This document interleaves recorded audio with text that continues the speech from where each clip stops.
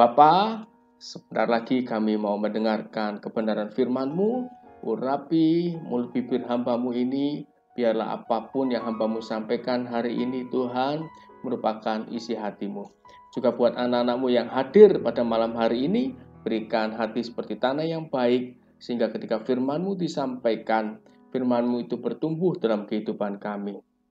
Kami semakin dewasa di dalam Tuhan. Terima kasih, dalam nama Tuhan kami Yesus Kristus, kami ucap syukur dan berdoa. Haleluya. Amin. Ya, baik, terima kasih. Shalom, Bapak Ibu sekalian. Kita bertemu kembali. Nah, hari ini kita mau belajar firman Tuhan, merenungkan bersama-sama. Topik kita hari ini adalah kasih mula-mula. Nah, Bapak Ibu, barangkali sudah tahu ya yang namanya kasih mula-mula. Dan semua saya yakin sudah pernah merasakan. Kasih mula-mula itu, terutama kalau kasih mula-mula kita kepada Tuhan Yesus, itu dapat digambarkan pada saat pertama kali kita bertobat atau menerima Tuhan Yesus sebagai Tuhan dan Juru Selamat. Nah, saya sendiri mengalami, Bapak Ibu ya. Saya menerima Tuhan Yesus itu kurang lebih tahun 95. Waktu itu saya SMP, dan ketika saya lahir baru, terima Tuhan Yesus, kasih mula-mula tumbuh. Nah, ciri-cirinya apa? Ciri-cirinya tuh pengennya menyembah Tuhan, terus semangat gitu loh. Kayak ada sesuatu yang baru. Pernah mengalami ya? Saya yakin pernah mengalami ya. Terus ciri-ciri berikutnya apa? Suka baca Alkitab. Saya baca Alkitab, rindu, pengen tahu berbagai hal mengenai Tuhan, mengenai Alkitab. Lalu pada waktu itu kalau ke gereja tuh seneng gitu ya. Pengennya cepat minggu, cepat ibadah, cepat ke gereja. Dan ketika ibadah itu, jujur yang paling saya sukai adalah ketika masuk ke dalam firman Tuhan. Ya, pendeta saya, pendeta Lukas Purjangkung namanya, Pak Lukas panggilannya, itu ketika masuk sesi khotbah, saya senang ya, saya mendengar, wah setelah pujian, wah khotbah nih, saya dengerin begitu rindu, terus seperti itu. Lalu kalau dulu tuh modelnya istilahnya ada komsel ya istilahnya. Kalau kita cool namanya ya, komsel atau kadang ada persekutuan doa. Saya begitu rindu, senang sekali. Sampai bahkan doa pagi, pada waktu itu saya sudah SMA, doa pagi itu diadakan jam 5 pagi, harus di gereja ya, ke gereja, dan saya menikmati ketika awal-awal doa pagi diselenggarakan, itu saya orang pertama yang hadir. Jam 5 pagi, jadi saya pakai seragam SMA putih abu-abu, naik sepeda dari rumah saya sebelum sekolah mulai jam 7, tapi saya berangkat dari rumah setengah 5 karena jam 5 itu mau doa pagi. Yang hadir waktu itu betul-betul pertama kali dia diselenggarakan. Yang hadir itu 3 orang, saya, gembala saya, pendeta saya Pak Lukas, dan anak dari pendeta saya. Bertiga kami mengawali di situ. Saya pakai seragam putih abu-abu, lalu selesai doa, saya langsung lanjut berangkat sekolah. Itu SMA kelas 1 saya ingat. Dan jalaninya ya seneng aja tuh gitu ya. Lalu membaca Alkitab tuh begitu rindu. Nah, itu namanya kasih mula-mula ya. Nah, Bapak Ibu pernah mengalami ya seperti itu ya. Satu kondisi di mana kita tuh begitu rindu, haus pengen baca firman. Kalau di kita pengen cool gitu. Entah gimana caranya, cepet lah. Cepat minggu, cepat cool lagi gitu. Nah, ini namanya kasih yang mula-mula.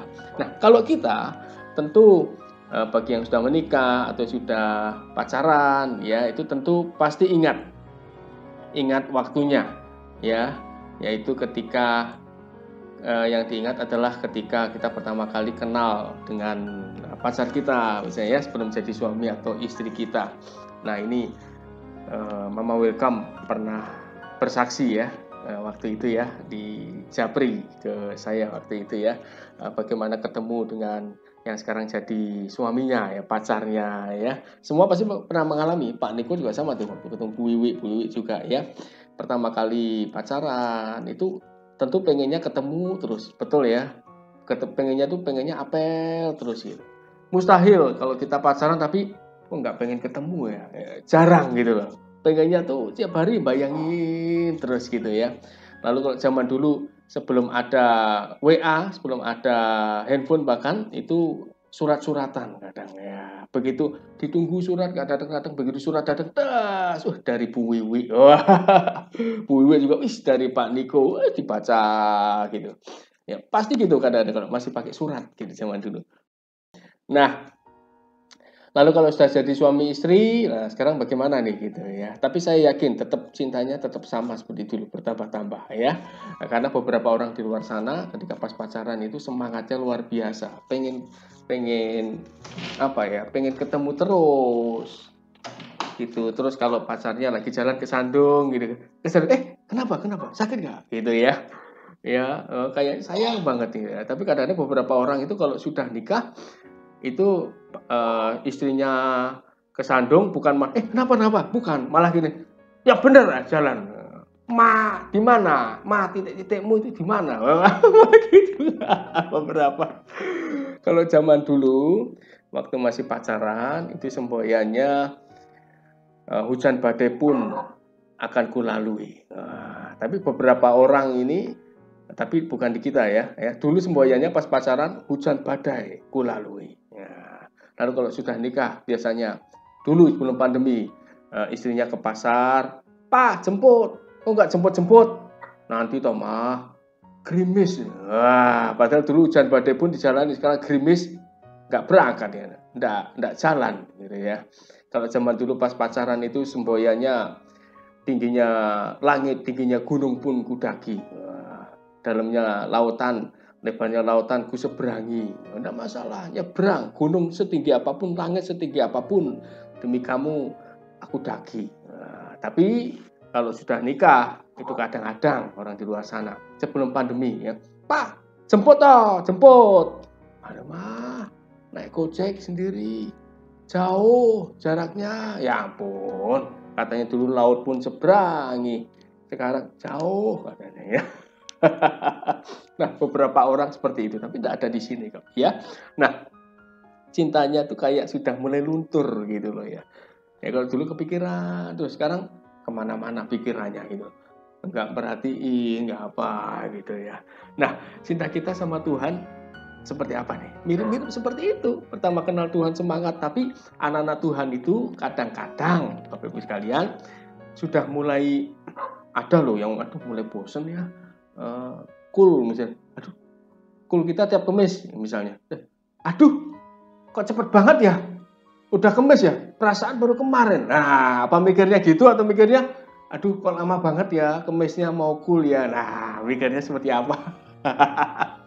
Ya, kalau baca Alkitab dulu masih baru-baru semangat, sekarang ngantuk gitu kan, males baca Alkitab. Padahal kalau zaman kita pacaran dulu sama pacar kita, surat atau SMS itu kita nanti-nantikan. Kadang suratnya tuh disimpan. Nah, Alkitab ini suratnya Tuhan Yesus. Nah, ya kita gimana nih dengan suratnya Tuhan Yesus ini, kita males baca gitu. Coba misalkan zaman dulu, bayangkan nih, ya Mama welcome misalnya, ketika surat-suratan misalnya sama calonnya yang sekarang jadi suami, lalu ketika suaminya kirim surat, lalu Mama welcome nggak baca suratnya, nah, lalu pas janjian ketemuan, terus calonnya nanya, gimana suratku, sudah baca belum? Nah, tentang ini loh, yang mana ya? Aku udah baca. Gimana perasaannya? Loh katanya rindu, kangen, nggak dibaca. Nah sama, Tuhan juga gitu ya. Yuk kita buka sama-sama nih, kasih mula-mula di dalam Wahyu 2 ayat 1-7. Nah bagaimana kasih mula-mula kita? Wahyu, ini kitab yang terakhir ya, boleh dicatat. Wahyu 2 ayat 1-7. Tapi kita akan baca dulu Wahyu 2 ayat 4. Nah, ya. Nah, jadi Wahyu ini yang nulis adalah Rasul Yohanes. Rasul yang waktu itu dekat sekali dengan Tuhan Yesus, murid yang dikasihi Tuhan, ya. Rasul Yohanes mendapatkan penglihatan yaitu di Pulau Patmos, dan waktu itu dia mendapatkan penglihatan dan Yesus sendiri yang berbicara. Yuk Wahyu 2 ayat 4-5 dulu saya akan bacakan mulai dari situ ya. Namun demikian aku mencela engkau. Ini kata Tuhan Yesus langsung. Karena engkau telah meninggalkan kasih-Mu yang semula. Sebab itu ingatlah betapa dalamnya engkau telah jatuh. Bertobatlah dan lakukanlah lagi apa yang semula engkau lakukan. Jika tidak demikian, aku akan datang kepadamu dan aku akan mengambil kegidianmu dari tempatnya jikalau engkau tidak bertobat. Nah, kata Tuhan Yesus, namun demikian aku mencela engkau. Nah, ini Tuhan Yesus sedang menegur jemaat di Efesus atau sedang menegur gereja Tuhan. Nah, ini sebagai gambaran dari kita seperti apa, ya. Yesus bilangnya tidak gini loh. Yesus tidak bilang, aku memperingatkan engkau. Enggak, tapi Yesus bilang apa? Aku mencela engkau. Ya, mencela itu artinya apa? Mencela itu artinya kayak dia marahin gitu loh. Marah banget pokoknya gitu, ya. Mencela itu artinya dia benar-benar ngatain gitu loh. Keras gitu ya. Mengapa Yesus ngatain? Karena baca Wahyu 2 ayat 4 ya, saya bacakan. Karena engkau telah meninggalkan kasih-Mu yang semula.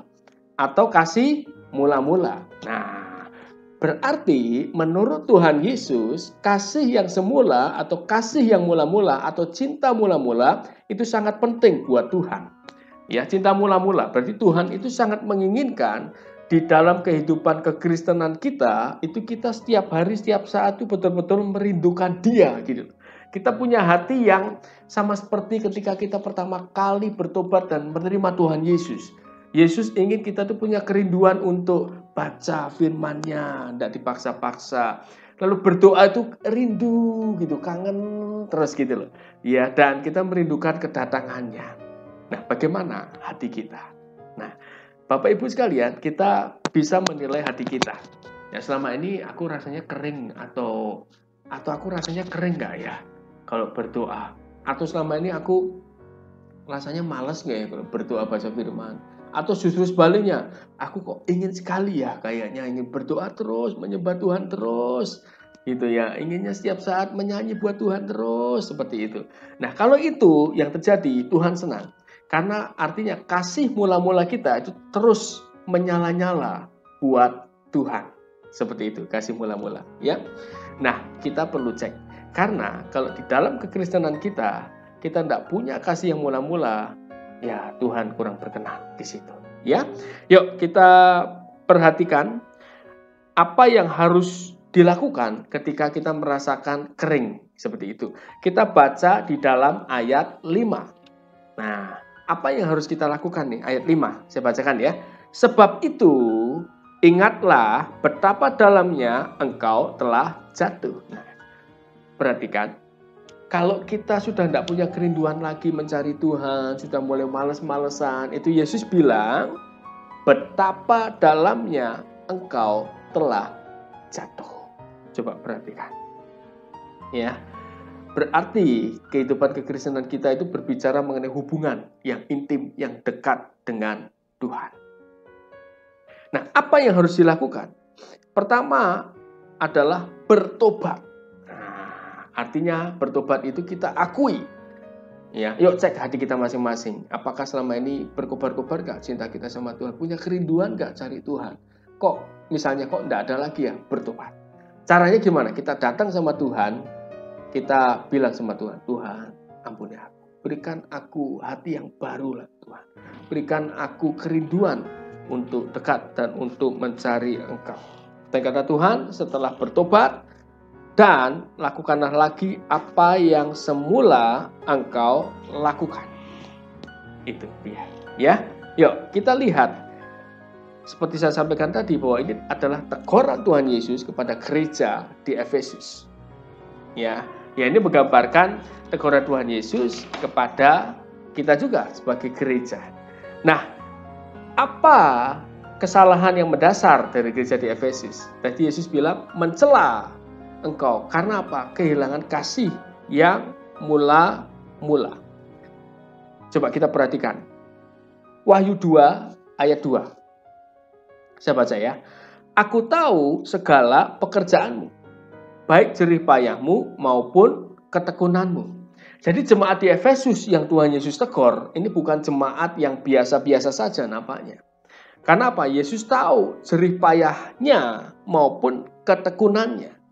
Jadi ini jemaat yang berjerih payah, berjerih lelah untuk melayani Tuhan. Dan mereka itu tekun untuk melayani Tuhan. Hebat gak Bapak Ibu?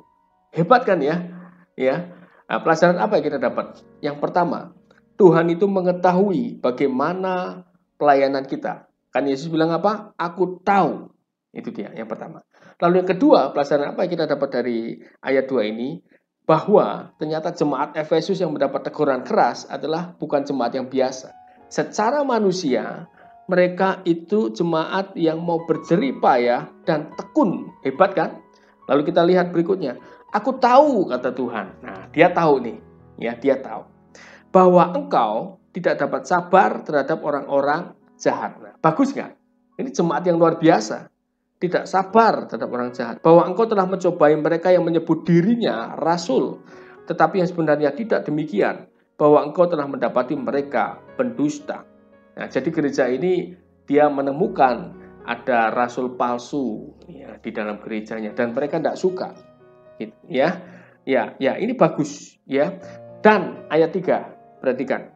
Dan engkau tetap sabar. Bagus nggak ini jemaat? Tadi sudah tekun, lalu berjerih payah untuk melayani Tuhan, lalu sabar, hebat kan? Dan menderita oleh karena namaku. Perhatikan, kalau ini pengerja, ini bukan pengerja yang biasa-biasa saja. Betul nggak Bapak Ibu? Ya, karena apa? Tadi yang pertama apa tadi? Dia berjerih payah, dia tekun melayani Tuhan, tidak bosan-bosan loh, melayani. Lalu dia juga tidak suka terhadap orang-orang jahat. Nah, bagus kan hidupnya ya? Ya, di tengah-tengahnya ada rasul palsu. Mereka bahkan katakan mencobai rasul palsu itu, menguji. Jangan sampai rasul palsu itu menyesatkan jemaat yang lain. Nah, ini gereja luar biasa. Lalu apa lagi?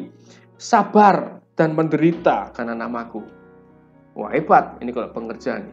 Sabar dan mau menderita demi nama Tuhan. Dianiaya pun tetap setia sama Tuhan. Wah, luar biasa. Dan engkau tidak mengenal lelah. Jadi kalau melayani Tuhan itu mati-matian. Tidak mengenal lelah. Bayangkan. Ini luar biasa nggak? Luar biasa loh. Mereka secara pelayanan loh. Hebat, luar biasa.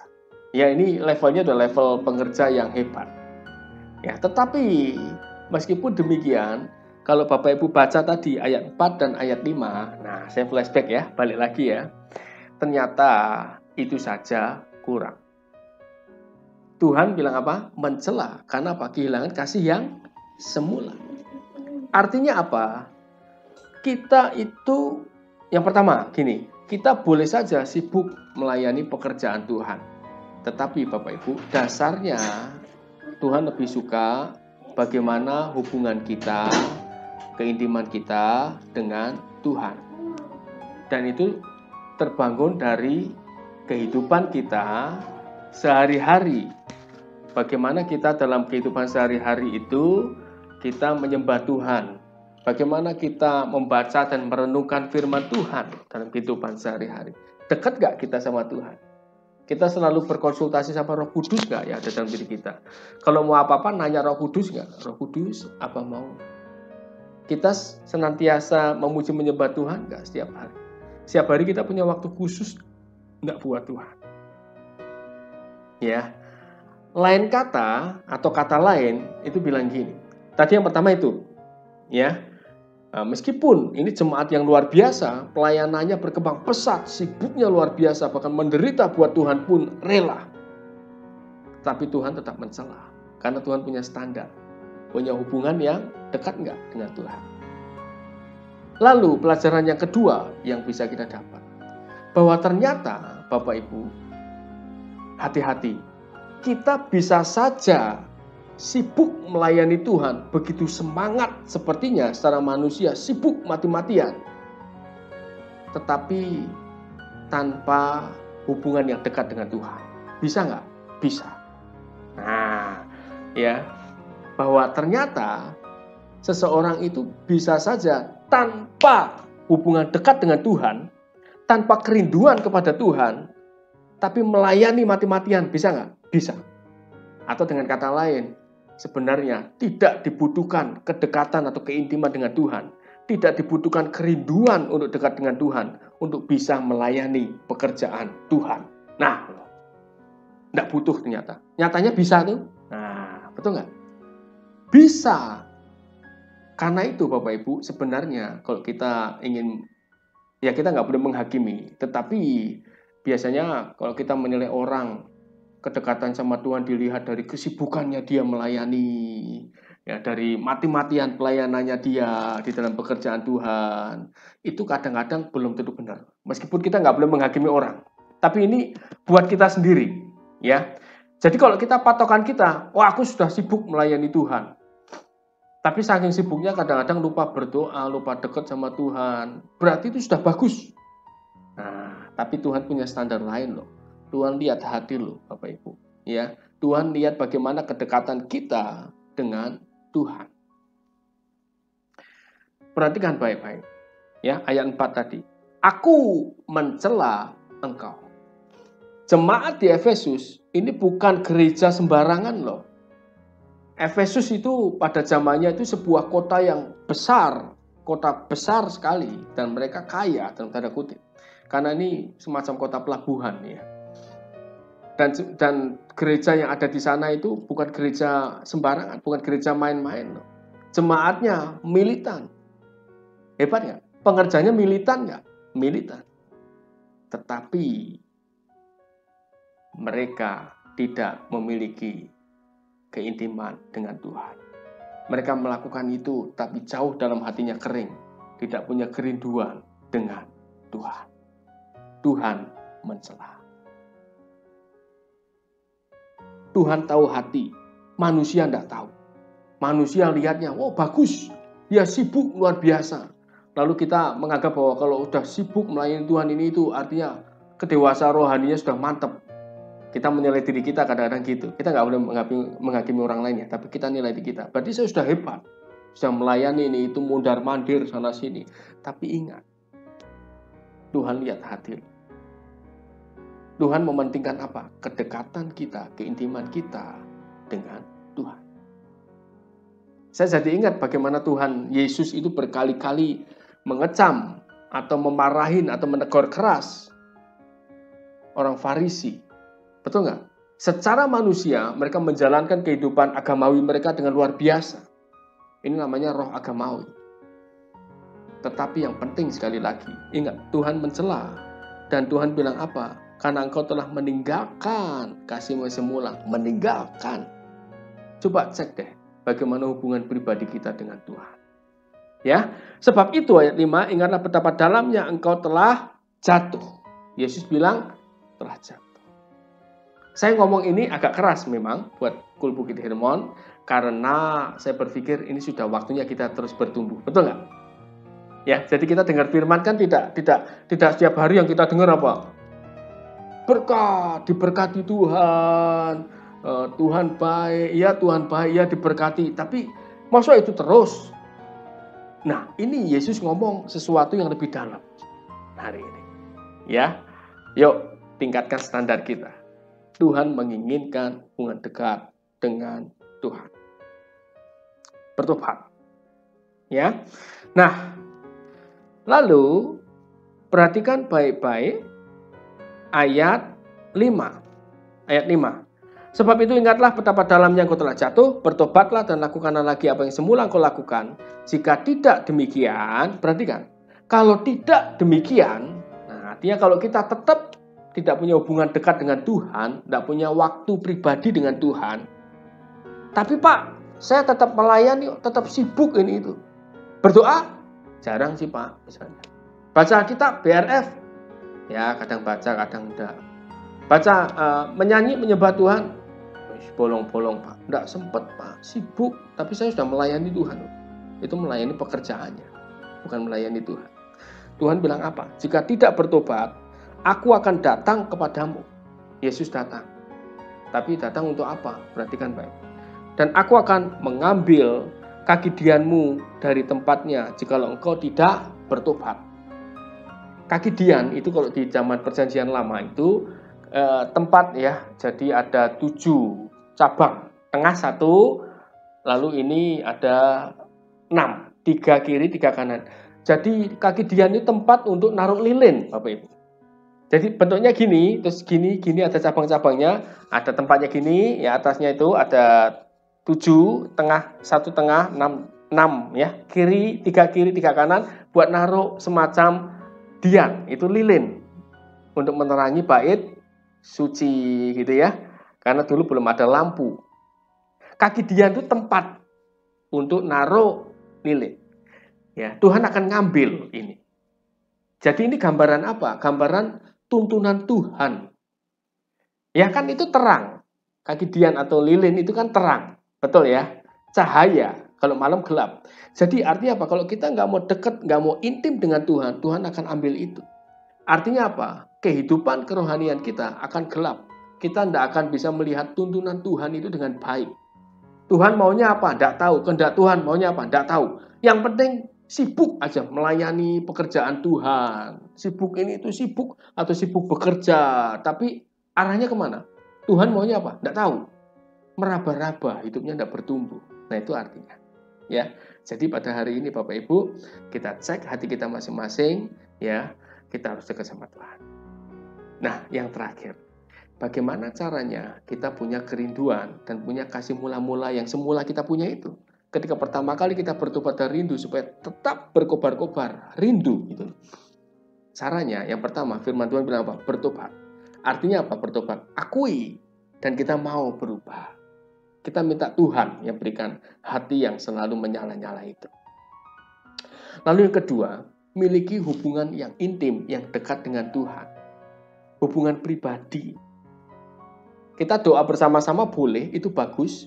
Tapi doa bersama-sama ini juga harus dibangun dari hubungan pribadi kita dengan Tuhan masing-masing. Nanti janji ya, hari ini kita bersepakat, setiap hari kita menyembah Tuhan. Mau pagi, mau malam, terserah. Cari waktu yang paling pas buat kita, paling nyaman. Kita bisa menyendiri, hanya ada saya dan Tuhan. Ya, baca Alkitab. Merenungkan firman Tuhan, BRF-nya. Pak Gembala kita, Pak Nikodemus sering share BRF ya, itu ikuti aja.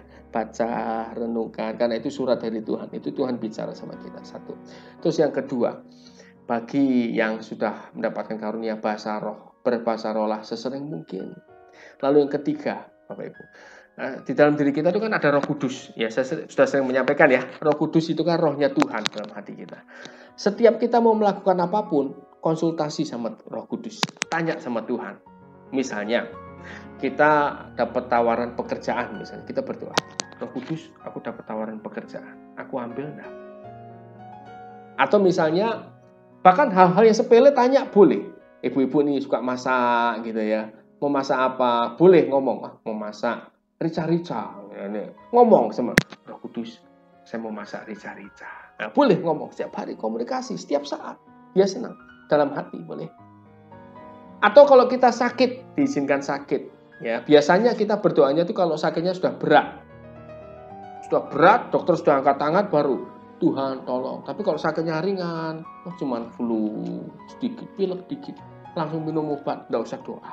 Nah, tapi Tuhan mau meskipun sakitnya ringan pun tanya sama Roh Kudus, Roh Kudus, aku sakit flu. Aku minum obat ya. Nah, ngomong. Ya, bergaul karib dengan Tuhan. Lalu yang terakhir, bagaimana kita kasih mula-mula kita berkobar-kobar? Cari waktu khusus kita menyembah Tuhan. Pak, suara saya fales Pak, nyanyi. Loh, Tuhan tidak lihat suara fales apa enggak, Tuhan lihat hati. Saya tidak apa lagu-lagu Pak, tidak apa-apa. Ya, karena saya juga punya kelemahan, Bapak Ibu. Saya itu suka ngajar, suka ngomong, bisa ngajar. Tapi kalau suruh nyanyi, fales. Jadi zaman remaja dulu itu, zaman saya awal-awal saya ikut KUR, paduan suara, Bapak Ibu. Paduan suara itu ketika setelah beberapa bulan dites sama anak pendetanya. Ada sekitar 10 atau 8 orang. Dites yang lain nilainya 80, 90, 100. Nah saya nilainya 55. Dari 10 orang, saya sendiri yang nilainya 55. Nyanyinya fales, jadi nilainya 55. Tapi yang bikin saya malu, nilai itu kan dipajang. dipajang di gereja. Sama anak pendetanya dipajang terus, tidak diturun-turunin. Jadi semua orang bisa baca. Si A 80, 85, 90, Harry 55. Nggak bisa nyanyi, fales. Nyanyi bisa nyanyi kok. Harry bisa nyanyi? Bisa, cuman fales. Jadi kalau paduan suara itu, suara saya paling menonjol. Menonjolnya itu bukan karena suara emas ya Pak. Yang menonjolnya itu ya, yang lain nyanyinya gini, saya beda sendiri. Nah, paduan suara kok suaranya fals Bapak Ibu, suaranya kedengaran sendiri. Jadi akhirnya setiap paduan suara, khusus saya tidak boleh mengeluarkan suara. Pakai mulut doang, khusus saya. Yang lain bagi, kamu suara 1, kamu suara 2, kamu tenor, kamu bass, Harry. Mulutnya aja, nggak usah suara. Supaya jumlah paduan suaranya tetap genap, tapi suaranya nggak ada yang nyeleneh. Dan saya itu, Bapak Ibu, kalau ada lagu-lagu baru itu susah hafal. Lagu-lagu rohani, Bapak Ibu, saya akui, yang hafal sedikit, nggak banyak lagu yang saya bisa. Nah kalau menyembah Tuhan bagaimana? Ya sebisanya saya. Kadang yang lagu saya apa? Yesus kami puja. Ya paling itu lagu apa. Terus kalau nggak apa lagunya gimana? Bermazmur aja. Betul nggak? Nah kita kalau, Pak suara saya fals Pak, saya nggak apa lagu-lagunya, nggak apa. Bermazmur. Tuh, terima kasih Tuhan, Engkau baik. Nyanyi aja. Tuhan Yesus baik. Menyembah Tuhan. Ingat ya. Menyembah, memuji Tuhan itu tidak harus dengan suara yang bagus. Kalau suara bagus ya puji Tuhan, pakai. Kalau fals gimana? Tetap menyembah Tuhan. Tuhan, Engkau baik. Kadang saya nggak apa lagu, cuma nyanyi. Terima kasih Tuhan, Engkau baik. Gitu. Ya, oke. Tetap menyembah Tuhan, dekat dengan Tuhan. Hadiratnya bersama-sama dengan kita. Roh Kudus ada bersama-sama kita. Yesus bersama-sama kita. Amin. Dan janji Tuhan apa? Oleh bilur-bilurnya kita telah disembuhkan. Tadi beberapa yang sakit terus berdoa, Tuhan Yesus menyembuhkan. Tetap dekat, tetap dalam hadiratnya. Ya, karena kalau hadiratnya itu hadir dan ada dalam diri kita, hadiratnya itu lengkap. Lengkap dengan kesembuhan, dengan kuasa, dengan berkat itu ikut. Amin. Ya, mari kita berdoa. Bapa, terima kasih buat hari ini Engkau mengingatkan kami untuk memiliki kasih yang mula-mula supaya hati kami berkobar-kobar untuk melayani Engkau. Tuhan, kami berdoa buat kami semua yang hadir di sini, berikan kami hati yang terus berkobar-kobar dan menyala-nyala bagi kemuliaan nama-Mu. Terima kasih Tuhan, seperti yang tadi kami doakan, yang sakit Kau sembuhkan, Kau pulihkan, tidak ada yang mustahil buat Engkau Tuhan Yesus. Jauhkan kami dari virus corona dan penyakit apapun Tuhan, Kau jaga rumah tangga kami. Terima kasih, dalam nama Tuhan Yesus, kami berdoa syukur, haleluya, amin. Ya baik, mari kita angkat kedua tangan kita. Tuhan menghadapkan wajahnya kepada saudara-saudari semuanya. Tuhan memberkati saat kau keluar, Tuhan memberkati saat engkau masuk. Tuhan memberkati kesehatanmu, Tuhan memberkati keuanganmu, Tuhan memberkati keluargamu, Tuhan memberkati seluruh aspek kehidupanmu. Engkau jadi berkat kemanapun engkau berada. Kemanapun engkau berada, nama Tuhan dipermuliakan. Kemanapun engkau berada, kuasa Tuhan menyertaimu. Kasih karunia dan anugerah dari Allah Bapa kita dan Tuhan kita Yesus Kristus, serta persekutuan yang manis, yang indah dengan Roh Kudus, menyertai kita semuanya, mulai hari ini sampai Maranatha, Tuhan Yesus datang yang kedua kalinya. Yang percaya sama-sama katakan, amin. Jika acara ini memberkati saudara, klik like, subscribe, dan nyalakan lonceng notifikasi agar saudara mendapatkan informasi ketika saya membagikan video-video terbaru. Dan ingatlah selalu untuk share kepada saudara-saudara yang lain agar menjadi berkat. Tuhan Yesus memberkati.